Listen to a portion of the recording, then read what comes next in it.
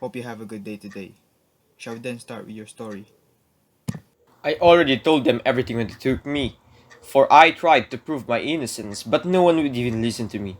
Not a single one.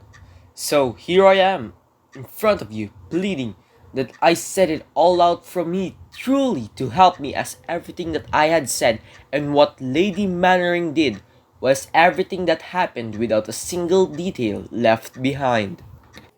Sure. Take it slow and easy. Even I won't believe if you keep talking like that. Now, sir, I ask you to find a reliable person who could look into that incident deeply, for you will uncover every truth that was buried by that cunning woman, Lady Mannering. Think of everything could benefit from it if you'd help me. The glory you'll receive for stopping a shocking miscarriage for the justice, were it not for your perseverance and brains.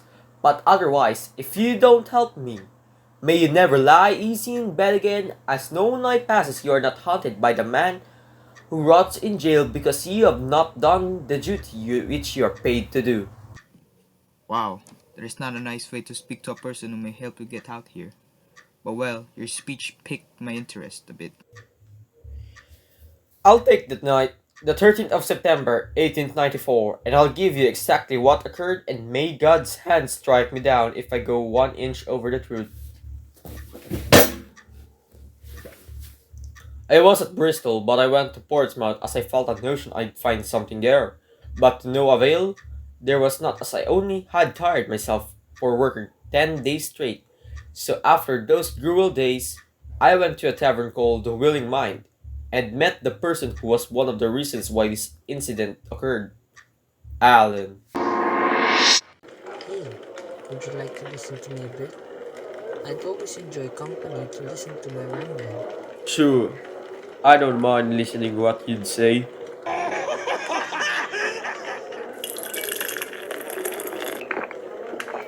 Do you know about the riches of the Mannering Hall? What? You mean that large house on the right that you could see before you'd enter the village? Now that I look at it, it crossed my mind that it's quite an easy house to get into. Exactly. The long white house with the pillars at the side of the Blandford Road. The Lord was a Mr. Young, so you can think what he is now in his age. Well, he's had some good out of his money. What good can he have of it if he does not spend it, you may ask? Well, it bought him the prettiest wife in England, and that's some good that he got out of it. I guess he's showering in a bath full of money and a woman right now, huh? For how unfair life in it.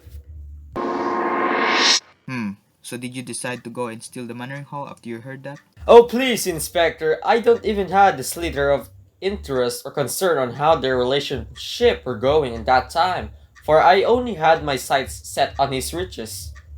For I had heard his medals were worth a lot, with just selling 5 of them would guarantee a life on the countryside. So as a desperate man with not so many choices to pick from, the devil's temptation tapped my shoulder, and so I slipped into my clothes and committed myself to the action. But as I entered the Mannering Hall, it was so lax that even residential houses at the countryside would beat them in terms of security. But as I entered the house, was when it all went wrong, for I had met the woman of my demise. Good evening, sir. You are very welcome. Here, come inside. What's the meaning of this, ma'am? I'll play no trick.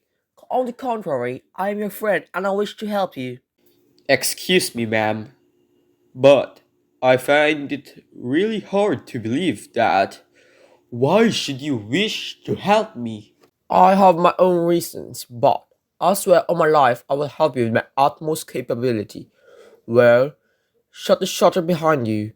I can show you where all the most valuable things are.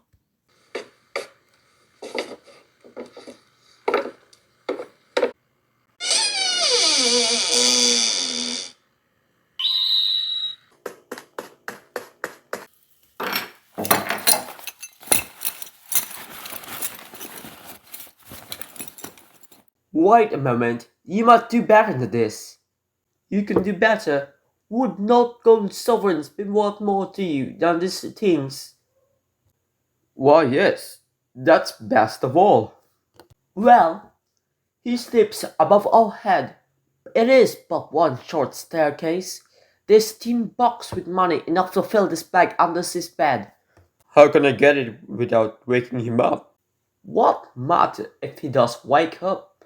You could keep him from calling out. No, ma'am. I have none of that. Just as you like. You are best judge of your own business. But I should think you would do better at some. I'll not have murder on my conscience. You could overpower him without harming him. I never said anything about murder. I will not go upstairs. I have all I want here. Psst. Oh no, it's my husband. Alright, don't be alarmed. I'll arrange it. Here, quick, behind the tapestry.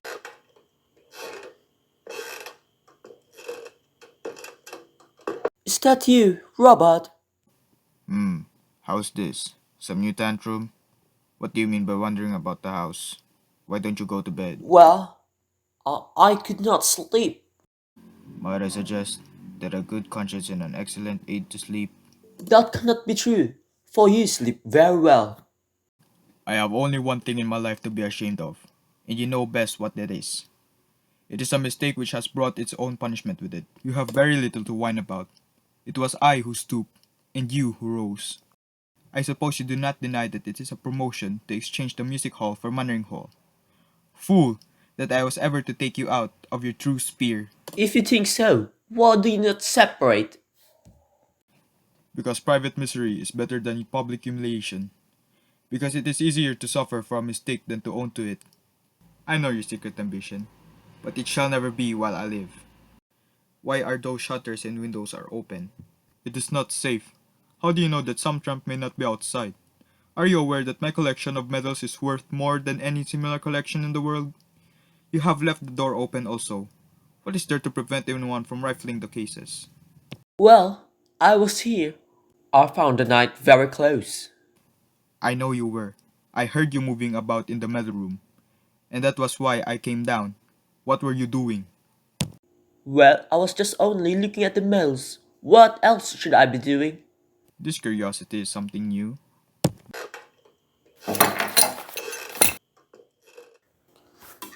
No, Inspector, I'd like it if you'd pay attention around this part. The Lord was really quite suspicious of the lady, and the Lord moved towards the room where she came from. Then there, I saw it. The knife, unsheathed from the taper, was about to reach the Lord's neck, but as he turns his head, as a cunning woman as she was, she quickly hid it in her gown. Then the Lord grumbles as he rummages through the cases, as there is nothing that could point that the medals were tampered with. And now, I have to speak of what I heard than rather of what I saw. But I swear to you, as I shall stand some day before my Maker, that what I say is the truth. When the Lord went out the room, he sat in a position where I couldn't see him, but I could surmise that the lady moved behind me. As his large and lumpy shadow could be seen as the tabor is held by the lady, then he began talking about a person named Edward, a man the lady probably knew, and I could feel that she'd get punished later. At first, there was quite a heated argument between the two, then it became silent. So I wondered why. It was quite silent for a while, and then I heard the Lord struggling to say,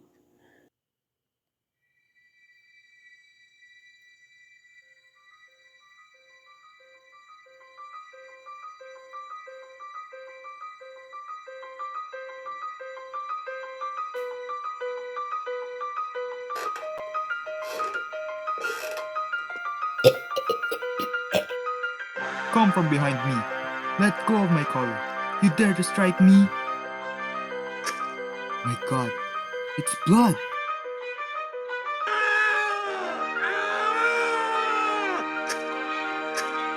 Oh, devil.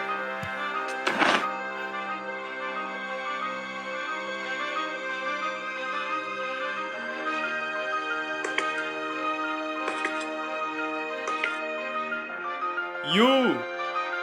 You have done it now!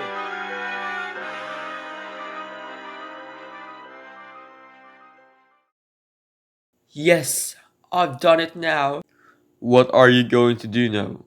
They'll have you sentenced for life, for murder as sure as fate. To fear about me. I have nothing to live for, and it does not matter. Give me a hand to set him straight in the chair. It's horrible to see him like this. Now, you may as well have the medals as anyone else. Take them and go. I don't want them. I only want to get away. I was never mixed up with a business like this before. What nonsense! You came here for the medals, and here they are at your mercy. Why should you not have them? There is no one to prevent you from even taking a single one.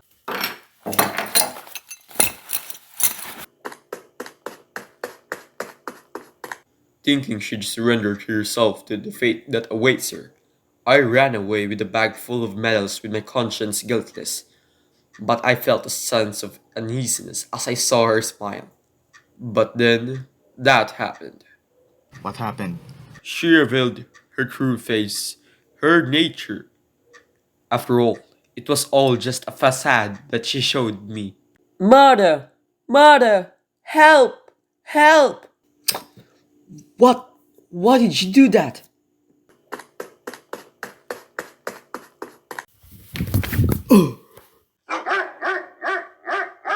Sit! Take him! Is this the man, your ladyship? Oh, yes, yes. It is the very man. Oh, you villain. You cruel villain. How could you do it so to an old man? What do you say about that? It was she! It was she who did it! Do you want me to beat you up for making up stories? Wait! Do not hurt him. I think that his punishment may safely be left to the law. What nonsense! Look at the blood upon her hands. Please, just lend me your ears for just a minute and listen to what I was going to say. Poor man. For my own part, I forgive him any injury which he has done to me. Who knows what temptation may have driven him to crime? His conscience and the law will give him punishment enough without any reproach of mine rendering it more bitter. I could not answer. I tell you, sir, I could not answer.